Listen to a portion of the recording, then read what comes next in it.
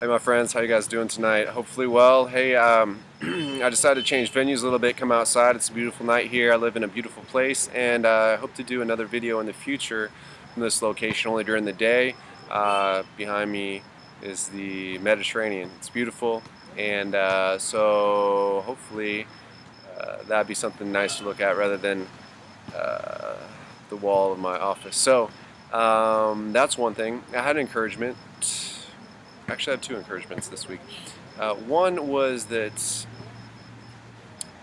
the thing I noticed going through the divorce and deciding to stand was the realization that may sound a little cliche, but I think is absolutely true and something to just keep in mind, which is that really in life, I mean, you can really only control you and your decisions and where you want to go and what you want to do. That may sound like kind of tough news, given that you wish that you could maybe persuade your spouse, your covenant spouse, to make different decisions, to try to work things out, or maybe you'd like to see them get victory in their life in certain areas, and you just kind of come to realize that it's just really out of your control. And in some ways that can be really difficult to take. I mean, because so badly, you pray and you want things to be how you would idealize them, how you'd hope that they would be, that marriage would work, and that all of us, we could just grow and become mature and grow in holiness and godliness and be able to just kind of live up to our ideal. And sometimes that's just it's just not reality sometimes, and that can be tough to take. So how is that an encouragement? Well, the encouraging part is that it empowers us to basically take control of what we can, which is basically our future, our lives, our health, our decisions, the way we choose to treat others, the attitudes that we're willing to allow ourselves to have, the way that we're going to deal with our problems. And in the beginning, that can sound like not so hot, maybe, but honestly, I mean, it's pretty cool. It's pretty cool.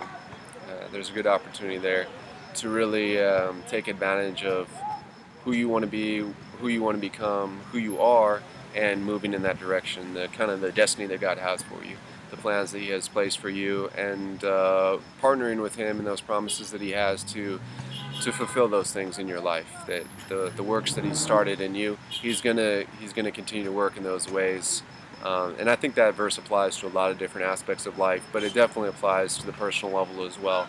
Not exclusively, but but certainly as well. It includes it applies to us on an individual level.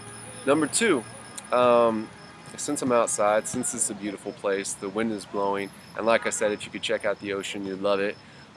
Is I think there's a lot of healing properties to being in beautiful places. I used to work with adolescents in the States who were in the midst of drug addiction and mental health illness.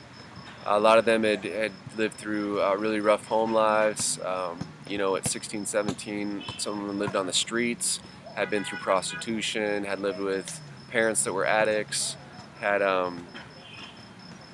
lived with violence or sexual assault, or just really rough stuff that, who knows how to deal with that at 11, 12, 13, 14, 17, No, it's not easy. And so a lot of these young people, they didn't know how to deal with it. And they came up with whatever short-term survival skills that they could. And sometimes that was drugs or whatever other thing that they got into. The point was that this place I worked at, one of the places I worked at, was a wilderness therapy organization. So they'd take students and go out into the wilderness, backpacking. They do whitewater trips. They teach students how to rock climb eventually if they pass some of the earlier levels, and showed some levels of responsibility. The point being that if you can get out and get in nature, if you can get in the mountains, if you can go by a lake, if you can kind of get out of the city, maybe if you can listen to music, that it seems, I'm convinced, and other people have said this as well, these aren't my original thoughts, is that these types of things, they kind of have these healing properties that really help folks move forward. So that's my 2 cents on that. Hopefully it helps. That's kind of the goal, is just try to help people make it through. So today I think I'm going to start part one of a two-part discussion on this verse from Matthew 18. Should I read it? I'm not going to read it. If you're a serious Christian and you're standing for your marriage, I'm going to guess that you already know this verse. If you're not, it's cool to check it out. You can do your research on your own time.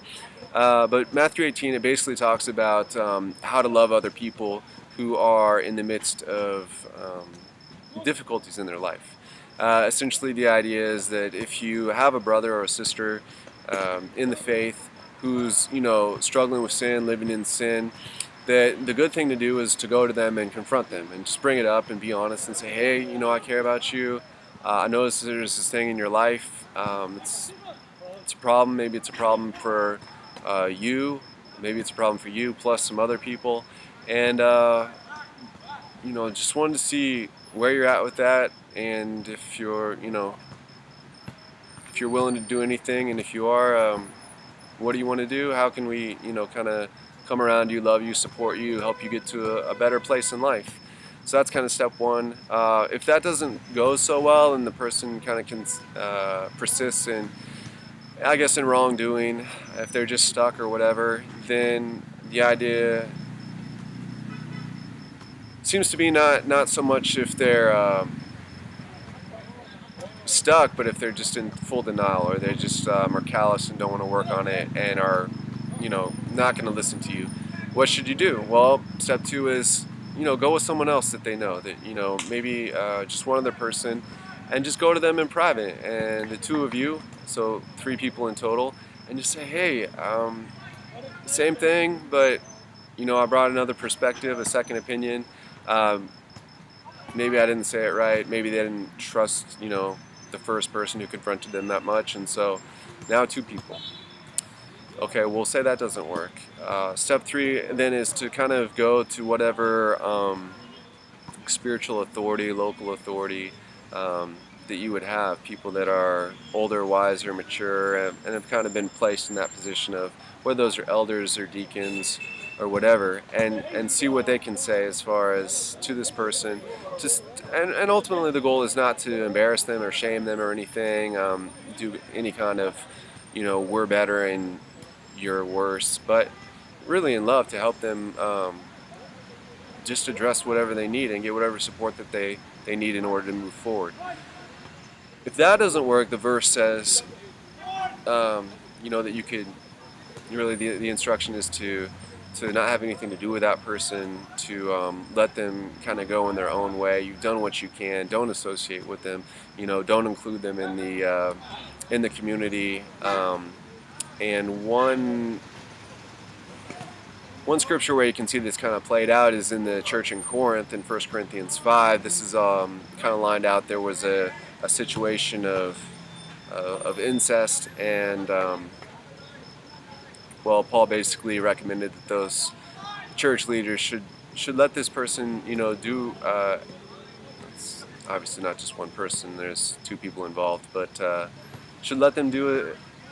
If they're not willing to listen to anyone else, let them do as they want. The term is used to turn them over to Satan, and let that thing kind of work out for them.